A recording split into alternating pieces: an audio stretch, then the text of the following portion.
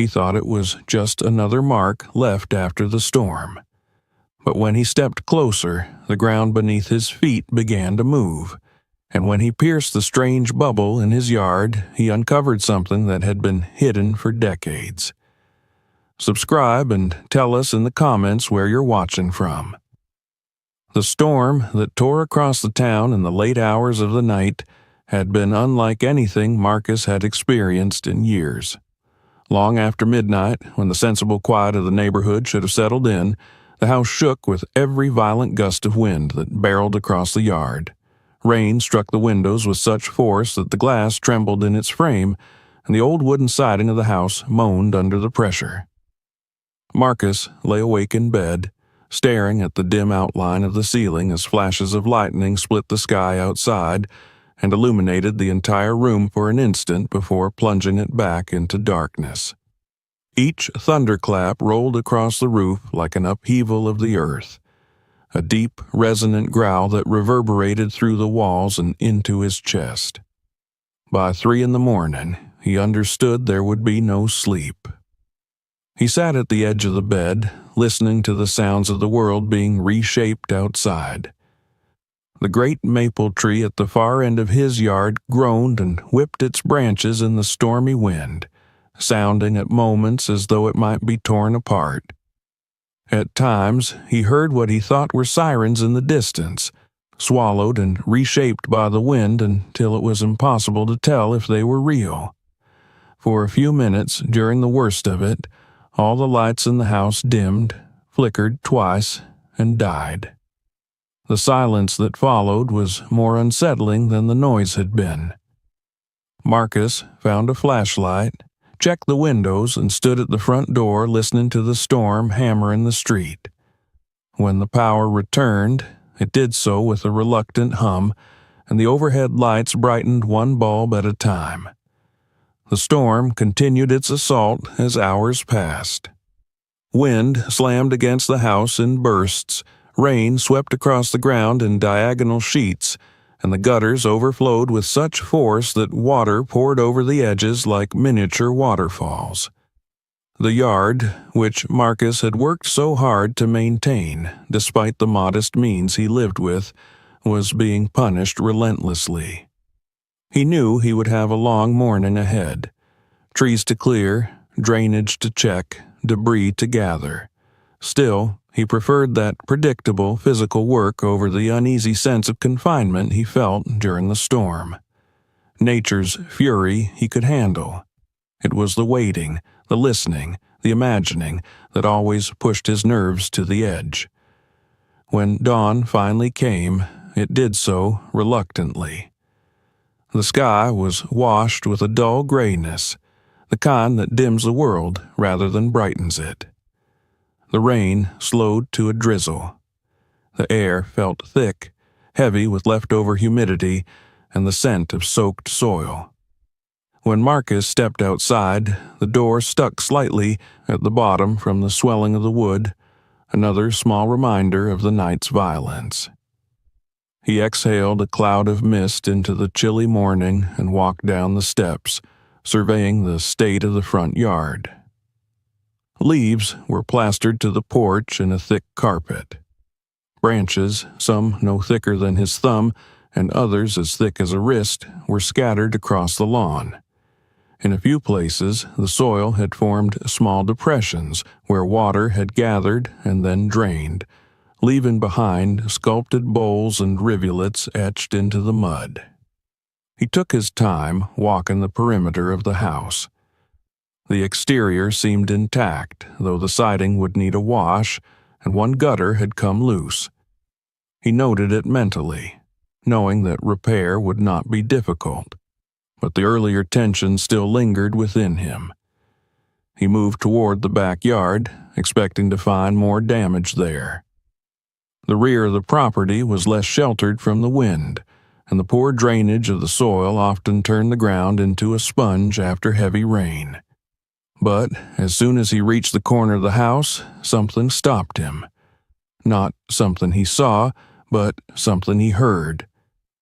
A sharp, insistent hiss cut through the quiet morning air.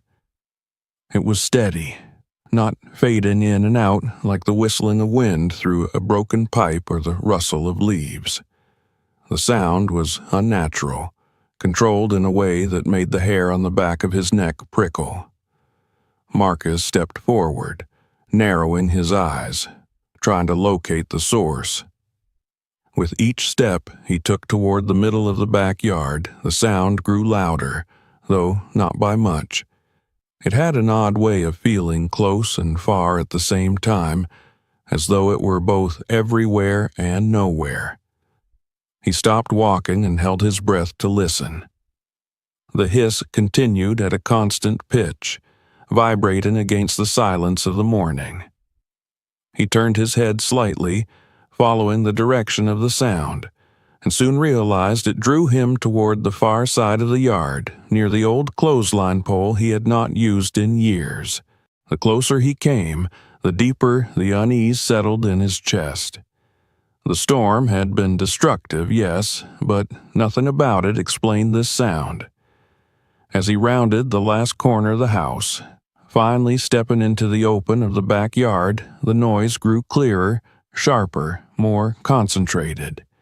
He scanned the ground, expecting perhaps a broken sprinkler head or some kind of exposed pipe, even though he knew none existed there. Instead, he was met with a sight so strange that for several long seconds he could only stare, unsure if his tired mind was tricking him. The ground was swollen, not in a small way, not like the subtle rise of soft soil after frost, but dramatically, unmistakably lifted. An enormous mound bulged upward in the center of the yard, stretching nearly from one fence line to the other. The shape was smooth and rounded, as though the earth had been inflated like a balloon from underneath. The grass, soaked from the night's rain, clung tightly to its contours, making the entire mass appear taut, almost rubbery. The color was darker than the rest of the yard, a deep, saturated green with streaks of mud bleeding through where the turf had thinned. Marcus felt his heart pace quicken.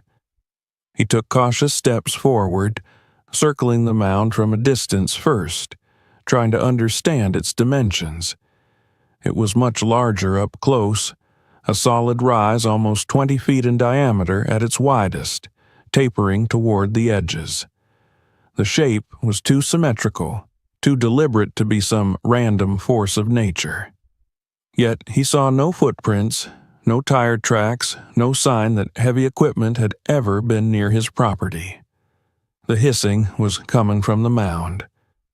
It was impossible to mistake now. Standing just a few feet away, he could hear it loud and clear. The sound was emanating from somewhere beneath the swollen dome of earth, a pressurized whisper forcing its way into the air through the dense, wet soil. It was not the kind of sound that suggested danger in an immediate sense, but rather the kind that spoke of something hidden, something unnatural, something under strain. Marcus crouched down, placing a hand on the ground near the edge of the mound. The soil felt soft and unstable, like a waterbed. When he pressed lightly with his palm, he felt the ground shift, a subtle but undeniable trembling movement under the surface. He pulled his hand away and stared, suddenly more alert. For a moment, he wondered if a pipe had burst somewhere beneath the yard, creating a pocket of water trapped under the turf. He had heard of such things happening in poorly drained areas. But this mound was far too large, the pressure beneath it too intense to be the result of a simple leak. And even then, why would a broken pipe cause the ground to rise so evenly, as though carefully inflated? The storm had battered many houses in the neighborhood, and he had expected fallen branches, cracked fences, maybe even roof damage. But this bizarre swelling of the earth, was something he never could have prepared for. He rose slowly from his crouched position, continuing to study the mound. Nothing about it looked stable. The surface glistened faintly where rainwater still clung to the blades of grass. The muted morning light made it appear almost alive, as though it were breathing shallowly beneath its own weight. Marcus felt himself growing increasingly unsettled, yet he knew he could not simply walk away. He needed to understand what had caused this. His property had never shown signs of underground issues, and this sudden dramatic change could not be ignored. As he took another step toward the mound, the ground beneath his boot shifted again, responding to his presence. He realized then that the earth not only felt inflated, it moved. A living sensation underfoot, the slightest ripple, like the slack tension of a balloon adjusting to the pressure of a touch. He stepped back out of instinct, heart thumping hard in his chest. He scanned the rest of the yard, half expecting other strange mounds or signs of instability. But the rest of the ground, though waterlogged from last night's storm, seemed unchanged. Only this one enormous swelling disrupted the familiar landscape. Marcus swallowed, feeling the uneasy weight of a new reality settling in. The storm had passed, leaving behind broken branches and overturned trash cans, but it had also awakened something beneath his feet. He felt a pull toward the mound, a need to understand the origin of that strange hiss and the mysterious swelling of the earth. The silence of the morning made the sound stand out even more sharply, like a warning or an invitation. Whatever had happened during the night had reshaped his yard in a way he did not yet understand. And as he stood in the cool, damp air, feeling the ground pulse faintly beneath him and hearing the persistent whisper of trapped air or water, Marcus knew that the storm had not simply left behind debris. It had uncovered a secret buried for decades, a secret whose first signs now rose beneath a trembling mound of earth, waiting for him to take the next step. For several long seconds after his first inspection of the swollen ground, Marcus stood motionless, as though rooted in the wet earth beneath him. The strange mound seemed even larger now that he had dared to touch it, even more unnatural after feeling it shift like something alive beneath his hand. The persistent hissing sound only added to his growing sense of unease.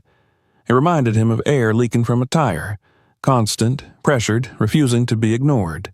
Yet the mound was far too large to be explained by anything so simple. The storm had certainly brought chaos, but this felt like the aftermath of something deeper, something hidden, something waiting. Marcus straightened slowly, trying to steady his breath. The drizzle had stopped, though droplets still clung to his hair and jacket from the moisture-saturated air. The yard smelled of rain-soaked soil, torn grass, and the lingering metallic tang of a storm-swept night. But beneath those familiar scents, there was something else creeping in now. Something earthy and stale, as though something long sealed away had been nudged closer to the surface.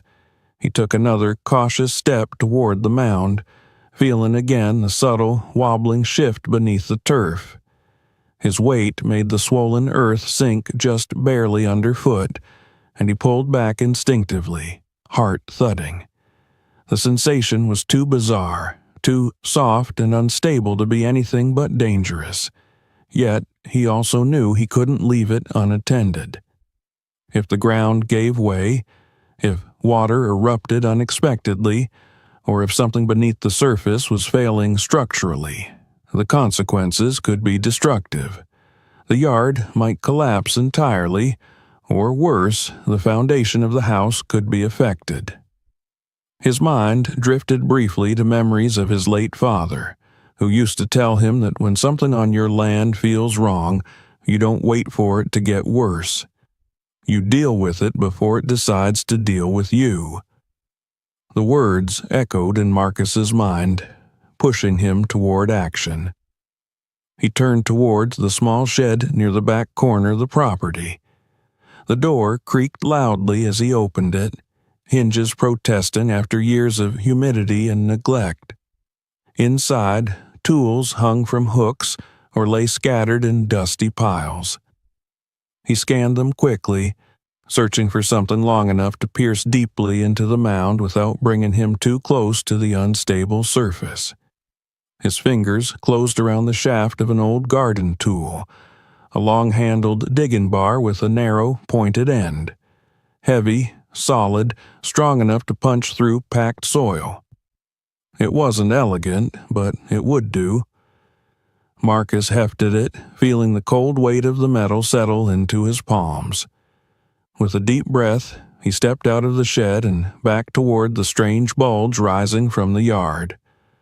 The hissing grew slightly louder as he approached, the steady whisper pushing at his nerves. He stopped a few feet from the mound, tightening his grip on the tool.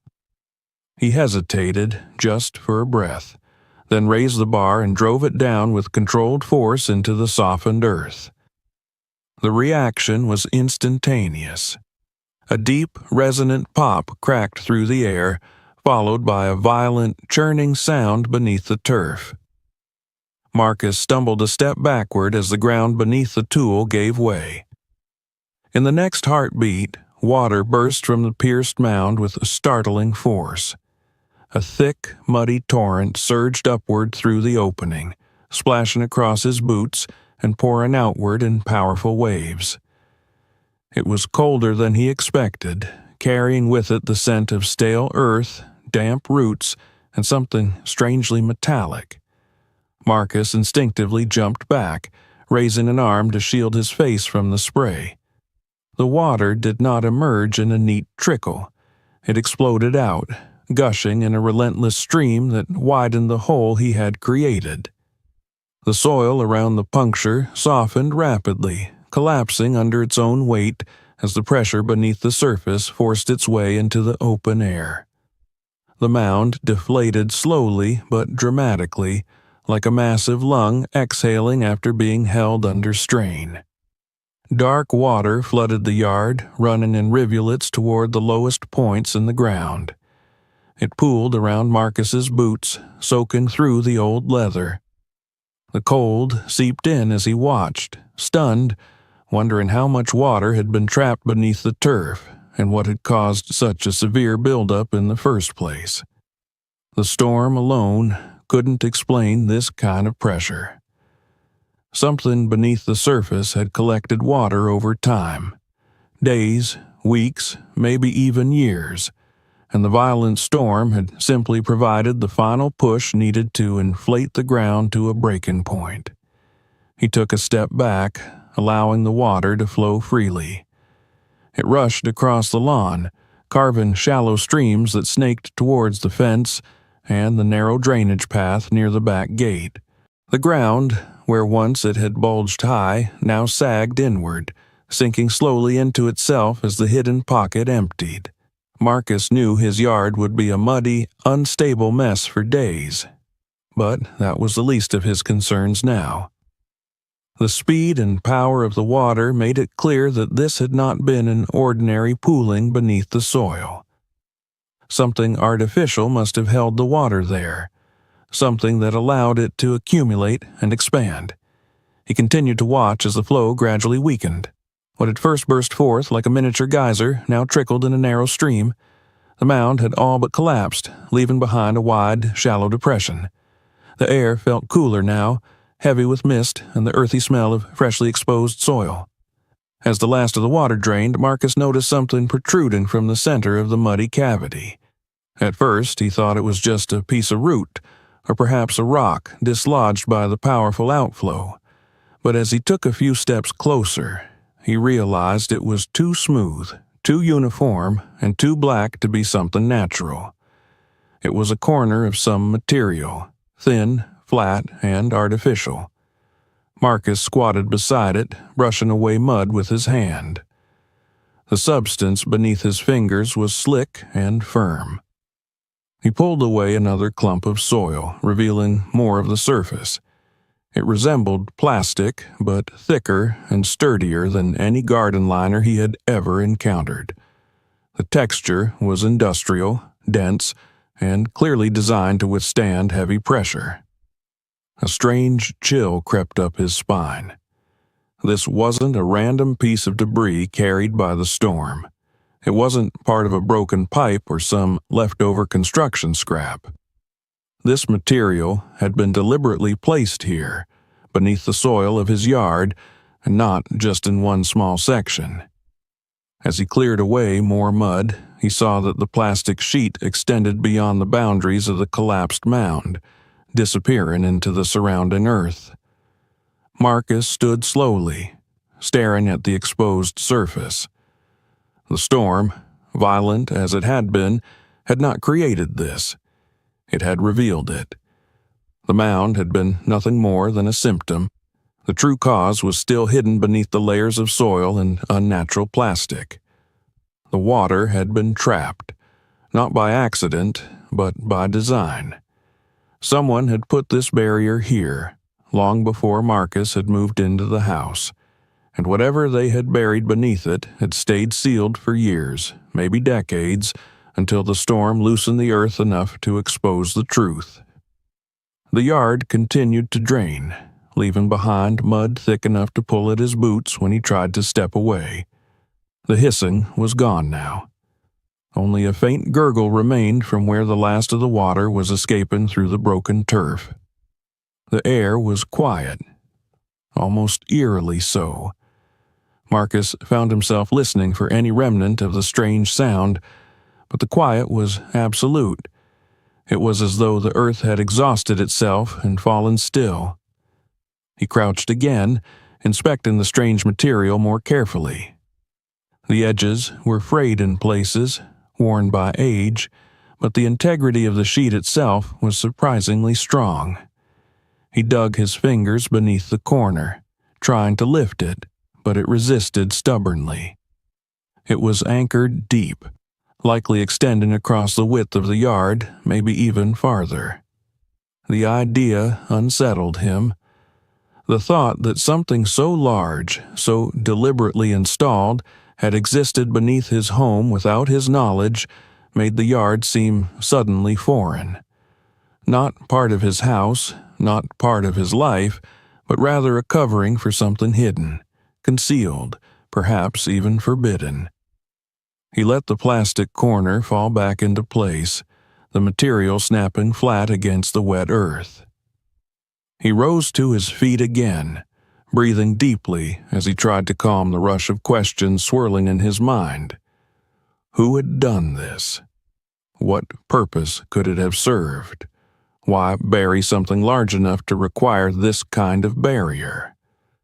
The storm had passed, but Marcus sensed that the true disturbance had only just begun. He took one last look at the collapsed mound, now a wide basin of mud and slowly subsiding water.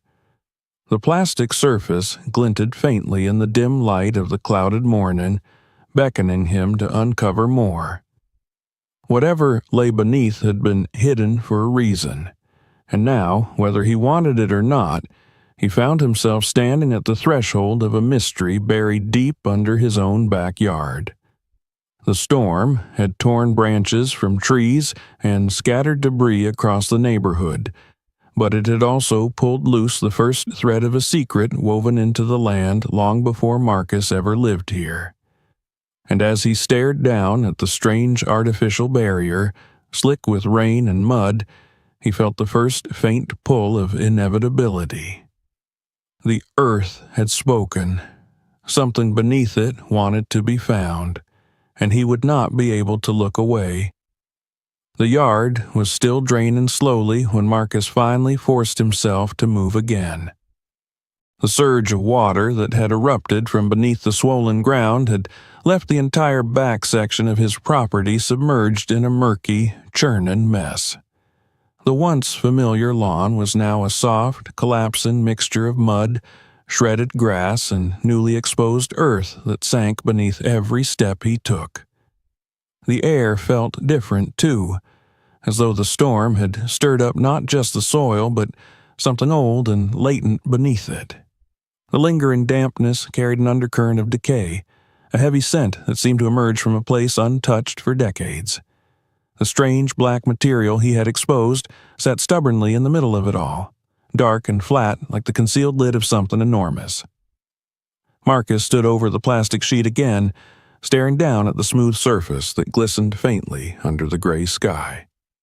It didn't belong here, not in the soil of a modest yard in a quiet town, not buried beneath layers of earth that had settled naturally over half a century.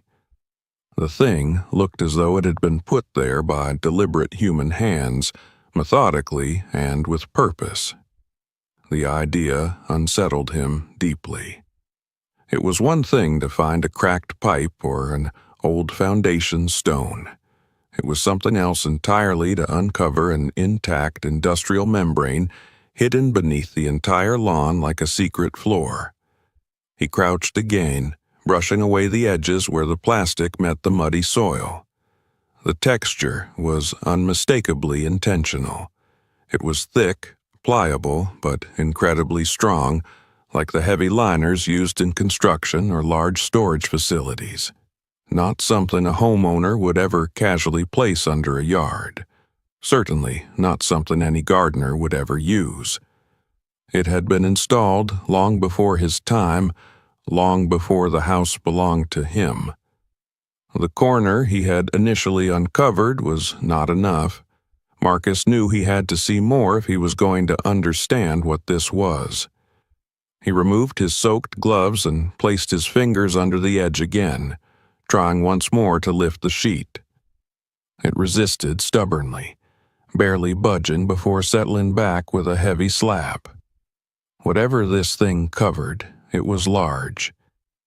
The sheet didn't seem to be a small patch. It appeared to extend well beyond the area the storm had revealed.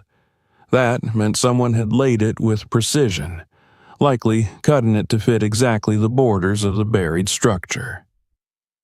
Marcus straightened slowly, glancing across the expanse of the yard. If the sheet stretched from this point towards the fence, it might well continue all the way to the opposite side. He needed to confirm it. Carefully, he walked around the collapsing depression and made his way towards the far edge of the backyard. The soil sucked at his boots as he moved, thick and heavy from the saturation.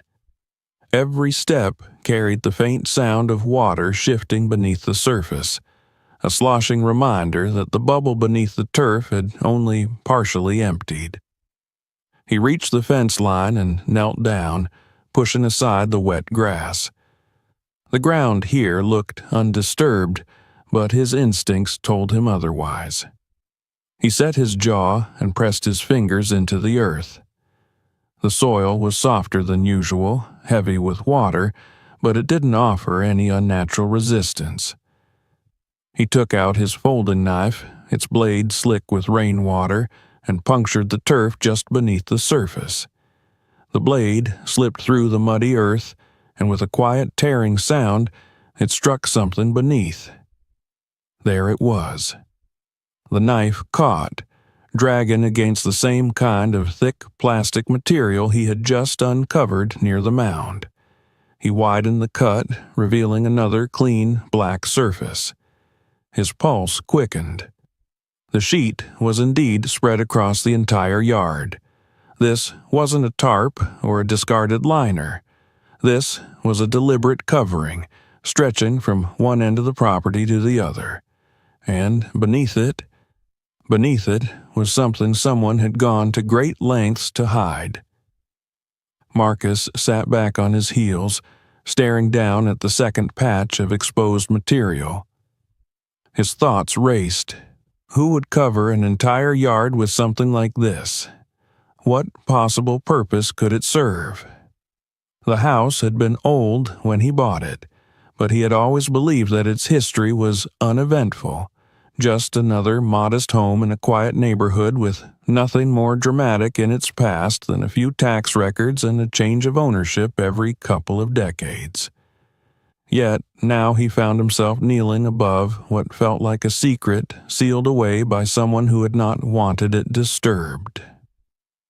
He stood again and walked the length of the yard, feeling almost as though he were tracing the edges of an invisible structure.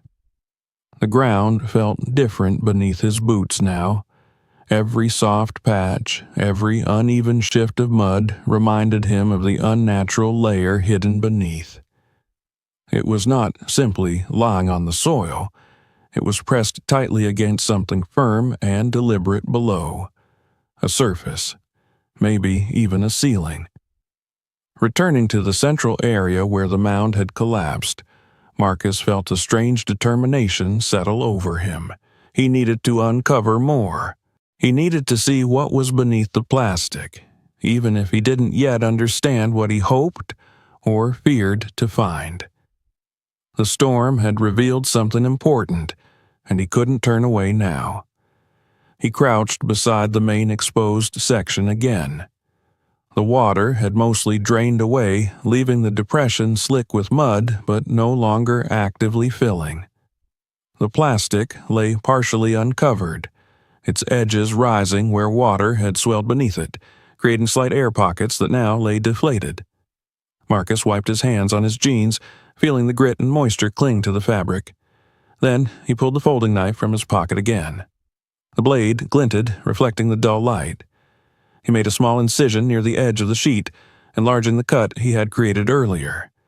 The knife sank into the plastic with effort, confirming how thick and durable it truly was. He dragged the blade several inches, widening the opening. When he lifted the flap, a cold rush of stale, enclosed air escaped from beneath. The smell hit him at once, old, dense, sour, like fruit left sealed in a cellar long past its time. It was a smell that spoke of wood soaked in humidity, of earth undisturbed for decades, of a place starved of fresh air. Marcus held his breath, pulling the flap of plastic farther back. Beneath it lay a layer of dark, compacted soil, followed by something even more unexpected: wood. The surface was rough and uneven, the boards laid side by side in what looked unmistakably like deliberate construction. They were old, far older than anything he'd seen in his yard before. The grain was swollen from moisture, the color darkened to nearly black, but the structure was undeniably man-made.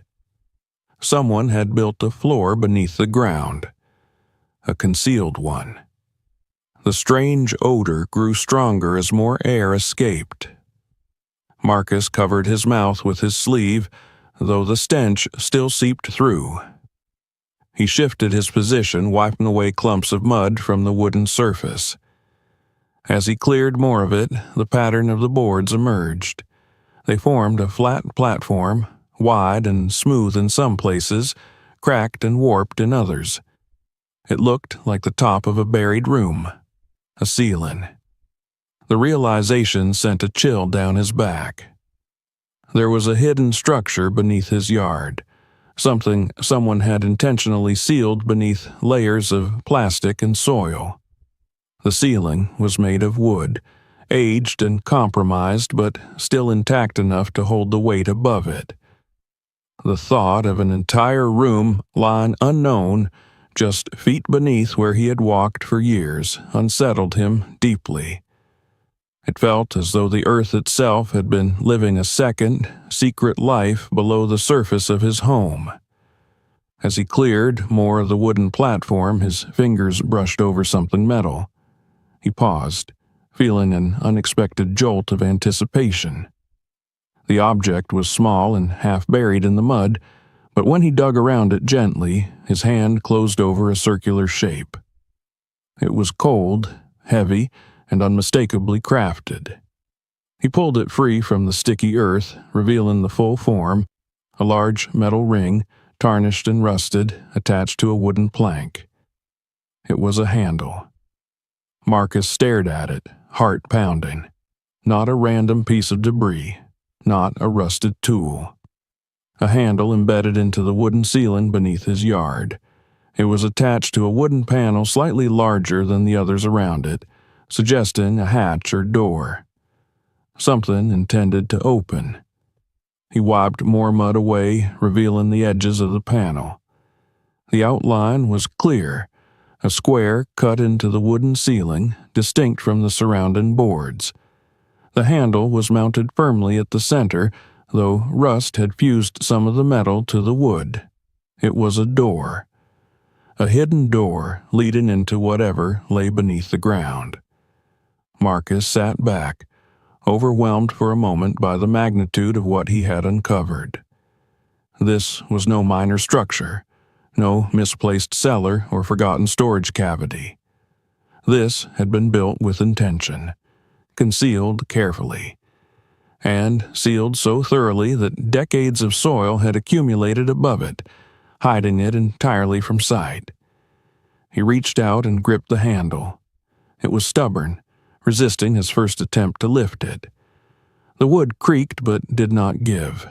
He tried again, bracing his boots in the mud for leverage. The hatch remained immovable.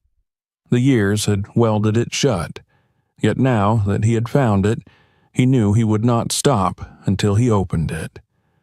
He looked around his yard once more. The storm had torn away trees, soaked the ground, and flooded the streets. But in doing so, it had revealed a truth buried for generations.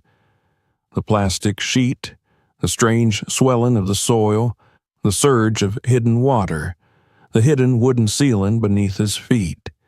Every piece pointed toward a secret the land had kept long before he'd ever called this place home. The hatch lay before him now, waiting. Beneath it, he sensed the weight of history, the kind that does not disappear simply because time has passed. As he knelt there, surrounded by mud and the remnants of last night's storm, Marcus felt something shift within him. Curiosity, yes, but also responsibility. Whatever was down there had been hidden deliberately. And now, through some unlikely chain of events, it had chosen him to uncover it. The earth no longer whispered. It waited. And Marcus, breathing in the scent of old wood and damp soil, began to prepare himself for what he knew must come next. The hatch lay before Marcus like a doorway into another world, its darkened boards slick with moisture and its iron handle corroded by time. The air that drifted upward from beneath the plastic sheet carried a stale heaviness that unsettled him far more than the storm ever had. It was the scent of a place long cut off from the world above, a space where time had collected and thickened, holding on to years that no one had lived to witness. Kneeling over the buried structure, Marcus could feel that he stood on the threshold of a secret that had waited far too long to be found. The morning light was still dim, filtered through heavy clouds left behind by the storm. The breeze that shuffled across the yard carried the faint smell of wet earth and broken branches, but beneath those ordinary after-storm scents lingered that strange, sour odor rising from below. Marcus adjusted his footing in the soft mud and ran his fingers along the perimeter of the hatch. The wooden frame surrounding it had swollen from years of water resting above it, making the panel fit tightly into place like a cork. Despite the stubbornness of the hatch, he felt an urgency growing inside him. This wasn't just curiosity anymore. Something about the structure beneath his yard caused a pressure in his chest, a sense that the past was calling to him, urging him to expose what had been shut away. The storm had not simply weakened the soil, it had peeled back a layer of time. Marcus tightened his grip on the handle and pulled again. It groaned under the strain, the wood flexing slightly but refusing to break free. His boots sank deeper into the mud as he shifted his weight, pulling harder. Bits of dirt tumbled from the edges of the hatch, falling into whatever space lay below. The mud dragged at him and the handle bit into his palms, but still the hatch would not budge. He sat back on the ground, breathing hard. The cold air filled his lungs, clearing his mind just enough to think. This wasn't going to open easily.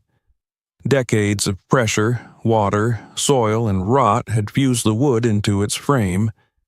He needed to dig more, clear the edges, expose every part of the hatch so that the wood could move freely.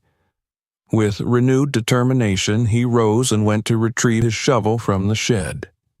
When he returned, he began to scoop the wet soil away from the perimeter of the wooden ceiling. Each shovelful was heavy, thick with water, and clung stubbornly to the metal. He worked steadily, carving out a wider space around the hatch, paying careful attention not to let the shovel strike or damage the aged wood unnecessarily. As the minutes stretched into an hour, the depression widened, and the outline of the hidden structure became clearer. What he originally thought was a simple hatch now revealed itself to be part of a larger, carefully crafted construction. The wooden ceiling was perfectly flat and uniform, built with boards set in a deliberate pattern. The edges were reinforced with beams that hinted at walls below. The craftsmanship was unmistakably purposeful. This had not been thrown together quickly or carelessly. Whoever had built this had done so with precision and intent. The smell that drifted upward grew sharper as he exposed more of the structure. It carried the unmistakable scent of old wood, damp stone, and something else. Something that reminded Marcus of fruit left too long in a cellar. It was the smell of fermentation, faint but persistent. The storm had awakened a sleeping chamber, one that held on to traces of what it once stored. Marcus set the shovel aside when he had cleared enough of the surrounding soil. He crouched again and inspected the newly exposed beams. The hatch now had room to lift if he could muster the strength. He reached out and gripped the metal ring again. His hands were coated in mud, and the iron felt slick, but he wrapped his fingers tightly around it and pulled. This time, the hatch shifted slightly. It was only a small movement, a fraction of an inch, but it was enough to fill Marcus with a burst of adrenaline. He pulled again, harder, gritting his teeth as the wood creaked, then cracked. The sound echoed faintly in the hollow beneath the hatch, confirming his suspicion. There was space down there. A room, a chamber. The hatch gave way suddenly, lifting upward with a loud, splintering sound. Marcus stumbled back as cold, stagnant air rushed from the opening. He steadied himself and leaned forward to look inside. The light from the overcast sky poured into the cavity, illuminating the outlines of a small chamber below. Wooden steps descended into darkness, though most had rotted away into jagged shards barely clinging to the wall. Marcus reached for his flashlight, which he kept clipped to his belt. He switched it on and aimed the beam downward. The light cut into the shadows, revealing the room's interior. The walls were lined with wooden shelves that sagged under the weight of time. Dust clung to every surface, thick and undisturbed. Cobwebs stretched across the corners like ancient curtains. But it was what rested on the shelves that made Marcus's breath catch. Bottles. Hundreds of them. They sat in neat rows, though some had toppled over, rolling to the floor long ago. The glass was coated in a layer of grime so thick that it hid whatever lay inside. Some bottles were tall and slender, others short and stout, but all of them bore labels faded with age, the ink barely legible. Marcus lowered himself to his stomach and carefully slid the upper half of his body through the opening, gripping the edge of the hatch to keep his balance. He shone the flashlight across the floor. The room was not large, perhaps 10 feet by 12, but it had clearly been designed with care. This was no root cellar or makeshift storage. This was a wine cellar, a carefully built one, hidden deliberately from the world above. His heart hammered as he scanned the shelves. The bottles didn't look like the cheap kind you'd find in a grocery store. Their shapes, their craftsmanship, even the faint lines of their labels hinted at age. real age. He reached down and grabbed one that lay near the bottom of the stairs, its glass cool and slick with condensation that had formed as fresh air entered the chamber for the first time in decades. When he wiped away a section of grime, his breath caught. The date, printed faintly on the label, was from the early 1900s. Marcus stared at it, stunned. He traced the faded ink with his thumb, barely able to believe what he saw. This was old, far older than he had expected. The cellar beneath his yard was a relic from another era, from a time before his house had even been built. Someone had collected these bottles, stored them carefully, and then gone to incredible lengths to hide the entire cellar beneath layers of soil and plastic. But why? And who? He withdrew from the hatch and stood again, staring down into the chamber. The smell of fermentation was stronger now, but so was the realization that he had found something extraordinary. Hidden beneath his quiet, unassuming yard was a secret preserved by time and circumstance. A forgotten cellar filled with wines that might have been worth fortunes even when they were first bottled. The storm had not merely exposed a flaw in his lawn, it had uncovered a bridge to the past. Marcus gripped the edge of the hatch, steadying himself. His mind raced with possibilities, some thrilling, others unsettling. There were answers buried down there along with those bottles. Answers that could reshape everything he thought he knew about this property, about its past owners, and perhaps even about the quiet history of the town itself. He felt the weight of responsibility settle onto his shoulders once more. Whatever he had found was no small matter, and he knew he couldn't keep it to himself.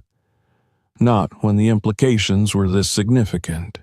But for now, he simply stood at the edge of the hatch, looking into the shadowy chamber below, his flashlight beam dancing across the dust-laden shelves.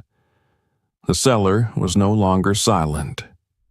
It breathed again, awakened after decades of darkness, and its story, long hidden beneath layers of soil, had only just begun to surface. Marcus rose slowly, unable to break his gaze from the opening in the earth. He felt the gravity of the moment, a strange pull that tightened around him. The storm had brought destruction to many homes in the neighborhood, but it had gifted him something else entirely, a glimpse into a forgotten world concealed beneath his feet. And now, with the hatch finally open and the cellar exposed to the light, Marcus understood that his life was about to change in ways he could not yet imagine. For several minutes after opening the hatch, Marcus simply stood there, staring into the cellar as though afraid that if he blinked, the strange and fragile connection between past and present might seal itself again. The cold air rising from the chamber carried the weight of years. Decades of silence pressed into every damp board and dusty bottle. The storm had torn the earth open, and now the forgotten room beneath the yard stood exposed, raw, and vulnerable. Marcus felt a strange mix of exhilaration and dread. His discovery was extraordinary, yes, but it also demanded answers that he was not prepared to find on his own. The morning deepened as the sun struggled to break through the thick cloud cover. Eventually, Marcus forced himself to step away from the hatch, wiping mud from his hands as he considered his next move. The cellar was too large, too old, and too carefully constructed to be something trivial. There were legal implications, historical consequences, safety concerns, and, most daunting of all, a deep sense that whatever lay beneath his yard was not just a forgotten storage room, but part of a larger story.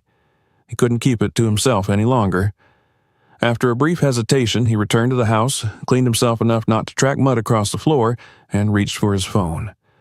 His hands were trembling slightly as he dialed the town's building department. He didn't know precisely what he should say, only that he needed help, professional help, to understand the scope of what he had uncovered.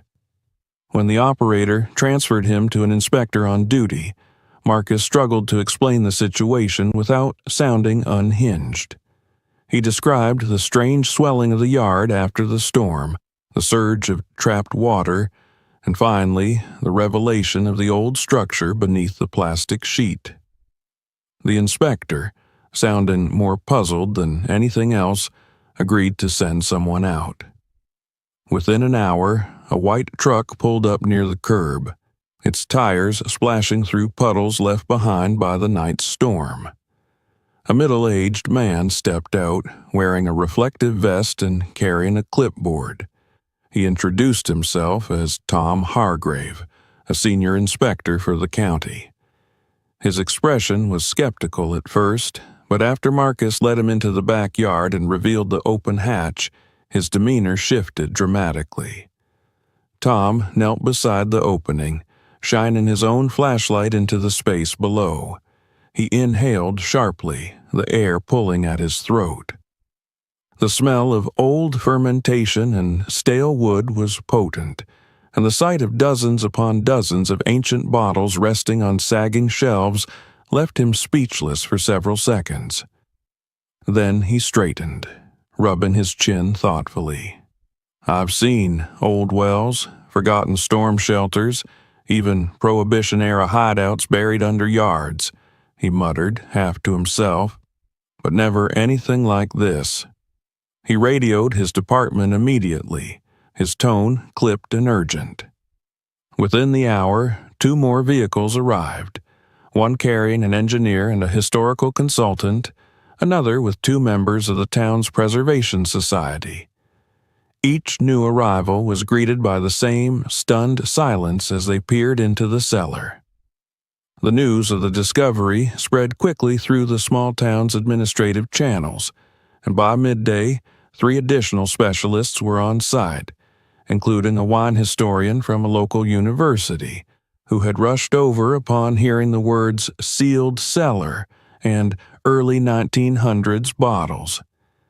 The yard, once a private and quiet place, now buzzed with activity. Marcus watched from a few feet away as the experts took photographs, tested the structural integrity of the wooden ceiling, and documented every detail of the cellar's contents. Cables and harnesses were set up before anyone risked climbing inside. The cellar was old, and the wooden beams supporting the ceiling had sagged under the weight of time and soil. Safety was paramount, though everyone present seemed far more fascinated than afraid. The wine historian, a wiry man in his 50s named Dr. Lawrence Miller, was the first to lower himself into the cellar using the safety harness. As he descended, he spoke softly, as though entering a sacred space. His flashlight beam swept across the shelves, pausing frequently as he reached out to gently touch each bottle. When he finally climbed back up, his eyes were bright with disbelief and excitement. "These bottles, they're real," he said breathlessly, turning to face Marcus. "Some of these labels, look here. This winery closed during the Prohibition era and never reopened. This bottle on the lower shelf, it's a 1913 Riesling from a vineyard that collapsed in a flood nearly a century ago. I've only seen references to it in old auction records, and this one, this Bordeaux, this was imported illegally in the 1920s. It might be worth thousands even in its current state." He paused, swallowing hard. If the entire collection is intact, we could be looking at a historical treasure, possibly one of the most complete pre-Prohibition cellars ever found in this region. One of the engineers stepped forward, flashlight in hand. "What puzzles me," he said, "is how well preserved some of these bottles seem to be. The temperature down there is consistent. The humidity is high but steady. It's almost like a natural climate-controlled environment. Whoever built this cellar knew what they were doing. Marcus absorbed their words in stunned silence. Everything they said felt surreal, like a dream he hadn't fully woken from. His backyard, a simple patch of earth behind a modest house, held something of immense historical and financial value. Something people had been searching for, studying, or only ever reading about in old archives. The cellar wasn't just a relic, it was a miracle of preservation. At one point, the Preservation Society representative, a woman named Evelyn, approached Marcus with a clipboard. Her face was lit by a combination of professional composure and barely restrained excitement. "Mr. Harris," she said, "we need to document some information about your property. When did you purchase the home?" "About 10 years ago," Marcus replied. "And before that, do you know how long the previous owners lived here?" "I think the Kellers owned it for nearly 40 years, he said. "It was in their family for generations before they sold it. I remember the realtor telling me it was one of the oldest homes on this street." Evelyn scribbled notes. "That aligns with what we're starting to suspect. This cellar likely predates the house itself. The construction style suggests it could have been built in the early 1900s, or even slightly earlier." Another expert, an archivist who had been quietly reviewing records on her tablet, joined the conversation. "I did a quick search on the property history," she said. "The land was originally owned by a German immigrant family in the 1910s. The patriarch was rumored to have been an avid wine collector. There were even vague stories in old newspapers about a hidden cellar that disappeared after one of the Prohibition raids. But no one ever found it, and over the years the story drifted into local lore." Marcus blinked. "So you're telling me this cellar belonged to him?" "It's highly likely," the archivist replied. "And if so, these bottles are nearly priceless in terms of historical value." As experts continued their careful examination, Marcus watched from a distance, feeling a mixture of awe and disbelief. He had expected perhaps a damaged pipe, or maybe an abandoned storm bunker beneath his yard. Not this.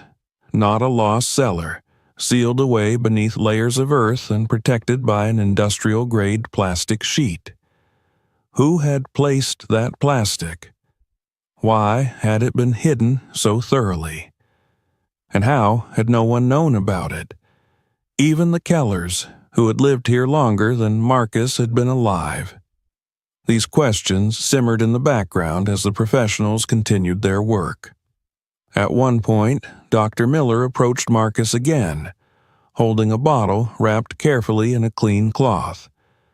The label was barely visible through the grime, but enough remained to identify the vineyard and year. "This bottle alone," the historian said softly, "could fetch $5,000 or more at an auction if it's still intact. Some of the rarer specimens down there, if we catalog everything correctly, could be worth considerably more. Tens of thousands, possibly even hundreds if the right collector is found." Marcus felt the ground tilt beneath him, though it had nothing to do with the weakened soil. He stared at the bottle, his thoughts spinning.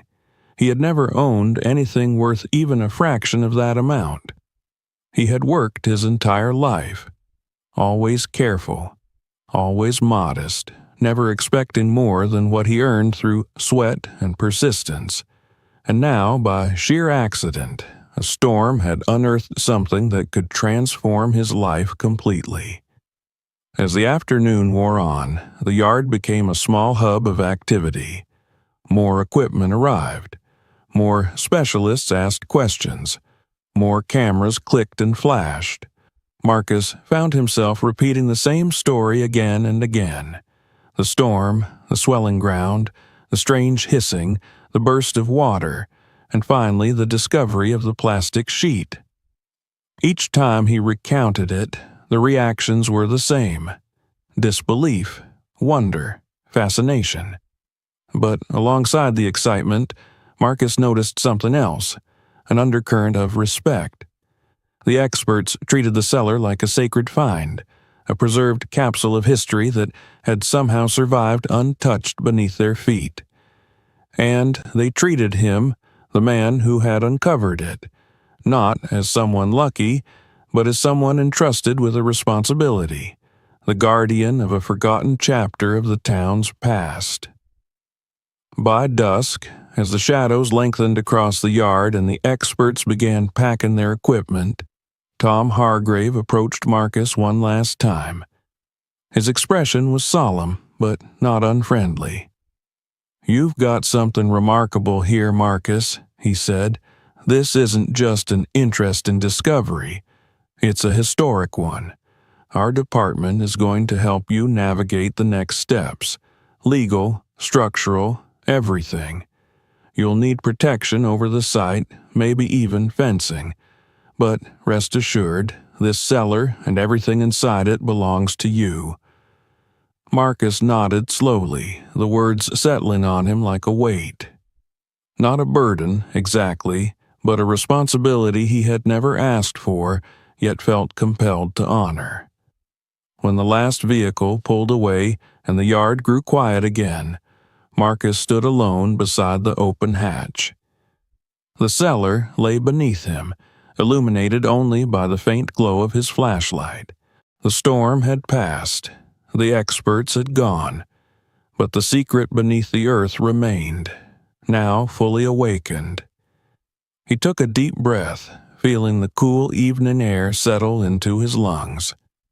The sky above was beginning to clear, streaks of pale lavender cutting through the retreating clouds. As night approached, the truth of what he had discovered wrapped itself around him like the onset of a new season. Unexpected, powerful, and irreversible. This was the day everything changed, and it was only the beginning. When the last of the experts departed and the rumble of their vehicles faded into the quiet of the evening, Marcus remained in his backyard long after the sun had dipped below the horizon. The hatch stood open before him, the darkness beneath it no longer intimidating but solemn and strangely inviting. The faint glow of his flashlight reflected off the dusty bottles far below, like weak stars scattered across a forgotten sky. Everything that had taken place during the day felt surreal, as though he had lived it not in the present, but in some fragmented dream that clung to the edges of reality. Yet the cold mud drying on his boots, the lingering scent of the open cellar, and the deep ache in his muscles assured him that this was no dream. This was his life now, vastly different from the one he'd known when he woke that morning. Marcus leaned against the fence as he tried to process the enormity of what had unfolded. Only hours ago, he had been a simple man living a simple life, a mechanic whose days followed a predictable rhythm.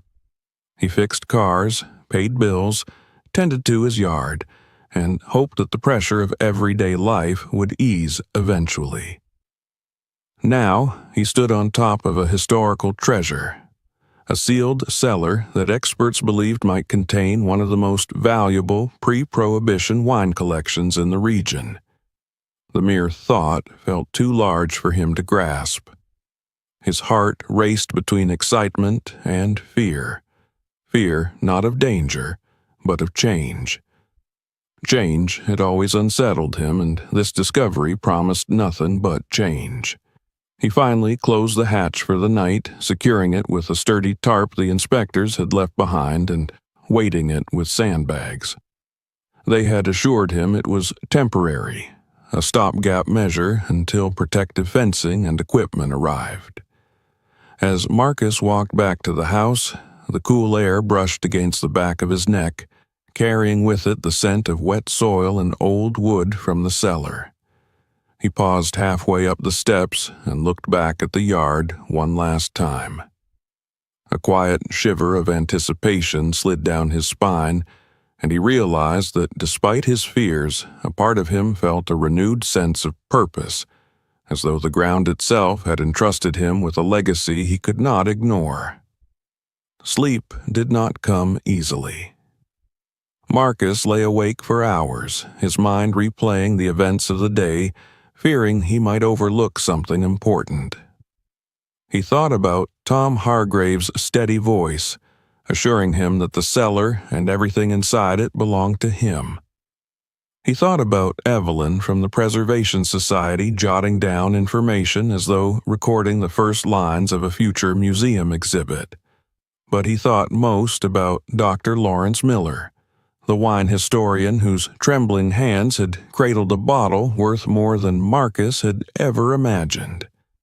The look in the historian's eyes had not been the greedy hunger Marcus expected. Instead, it was reverent, as though the cellar represented something far greater than money. It represented memory, history, humanity. As dawn crept across the sky, Marcus rose to make coffee, though his hands were still unsteady. He drank slowly, letting the warmth anchor him to the present. For the first time in years, he did not plan to go to work. He called his boss, briefly explained that he had an emergency at home, and hung up before the older man could ask questions. This day required his full attention. By mid-morning, people began arriving. Not the swarm of experts from the day before, but neighbors, reporters, and curious onlookers. Word had spread with astonishing speed.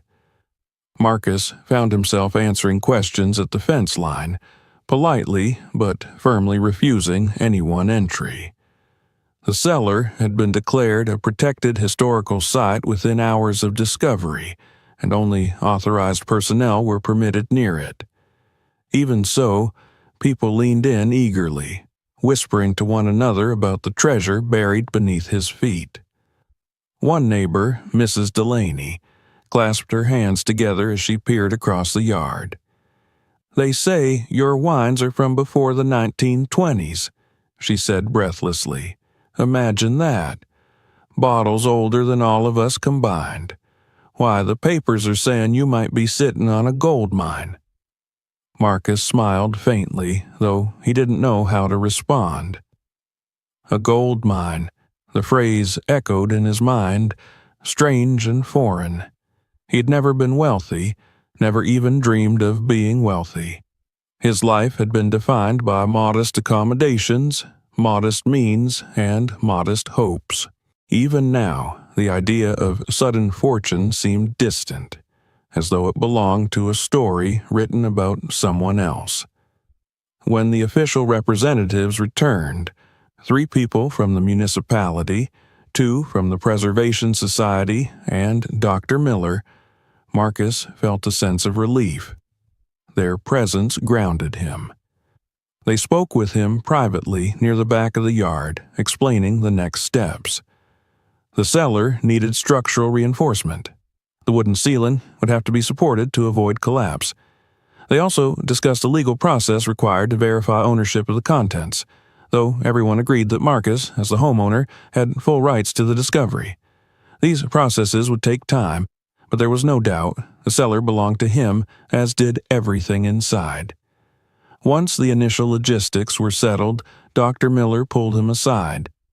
His face was earnest, almost glowing with the excitement of a man who had stumbled upon something he had spent a lifetime studying.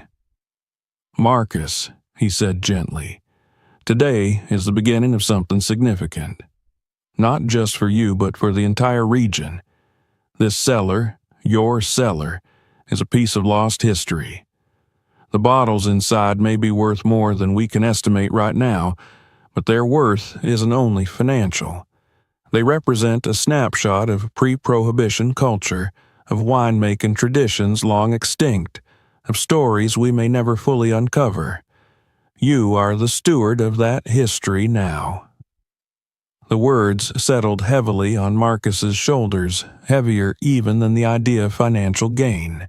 He felt humbled, almost overwhelmed, but also profoundly honored. The responsibility was enormous, yet something inside him, something quiet but resilient, accepted it. As the day progressed, Marcus worked alongside the experts as they carefully extracted several bottles for further study. Each bottle was photographed, cataloged, and placed in protective cases. Marcus watched the process with a sense of reverence, marveling at the delicacy with which every object was handled. These bottles had survived wars, the Great Depression, the tearing down of old neighborhoods, and decades of burial beneath his own backyard. They were survivors, just like him. In the afternoon, as the crowd thinned and the professionals continued their careful work, Marcus found himself wandering the edges of the yard, reflecting on the unexpected turn his life had taken. He remembered his struggles, barely making ends meet, working long hours at the garage, patching holes in his roof with whatever he could afford, planning meals carefully to stretch a tight budget. He had never complained. He was used to working hard. But now, for the first time in his life, the possibility of true financial freedom felt within reach. Marcus pictured what he could do with the proceeds from selling even a portion of the cellar's contents. He could pay off his mortgage. He could renovate the aging house. He could finally start the small repair shop he had dreamed of opening someday, a shop with his name on the sign. He could secure his future, something he had never felt confident about before. But alongside the excitement, a deep sense of humility settled in him. He was not a man prone to selfishness. And though he respected the cellar's monetary value, he felt an equally strong obligation to protect its historical significance. He wanted to share it with the world, not hoard it for himself. His role, he realized, was not just to profit from the cellar, but to ensure that its story continued long after he was gone. As evening approached once more, Marcus stood before the open hatch, gazing down into the cellar illuminated by temporary work lights. The old wooden steps were still unstable, but now reinforced by careful rigging. The air below was no longer thick with undisturbed decay. The circulation had improved after a full day of exposure. He could see deeper now, the rows of bottles stretching the length of the chamber, some still standing proudly on the shelves, others resting on the dirt floor where they had rolled long ago. He descended part way this time, stopping just above the last intact step. From here, he could see the entire chamber. The curved shadows of the bottles, the stillness of the air, the dust dancing in the beam of his flashlight. It all felt unreal, like stepping into the preserved ruins of a forgotten era. He crouched and carefully picked up a bottle that lay near the steps. The label was almost completely faded, but the embossed glass bore the mark of a vineyard he recognized from Dr. Miller's earlier explanations. He brushed the surface gently, as though handling something sacred. As he stood there, holding the tangible weight of history in his hands, he felt something shift within him. The last traces of doubt dissolved. The last remnants of fear evaporated. He no longer felt confused or overwhelmed. Instead, he felt anchored, connected to something larger than himself. He climbed out of the cellar and stood in the fading light of the yard, holding the bottle carefully. The world around him seemed different now, more alive, more possible. The storm had torn through the town with violent force, but in its wake it had given him something extraordinary, an opportunity to transform his life, to preserve a piece of history, and to redefine his future. He placed the bottle gently on a protective stand and looked over the yard one last time before heading inside. Tomorrow would bring new challenges, new responsibilities, and new decisions. But as he closed the door behind him and the night settled over the quiet neighborhood, Marcus felt something he hadn't felt in many years: hope. Not the fragile, fleeting hope of someone wishing for a break, but the steady, solid hope of a man who knew his life had just been irrevocably set on a new path. A man standing at the dawn of a future shaped not by luck, but by destiny. If you want more unbelievable stories like this, make sure you hit subscribe and turn on the notification bell so you never miss what comes next. Share this video with your friends and check out the rest of our stories. Trust me, you don't want to miss what's coming.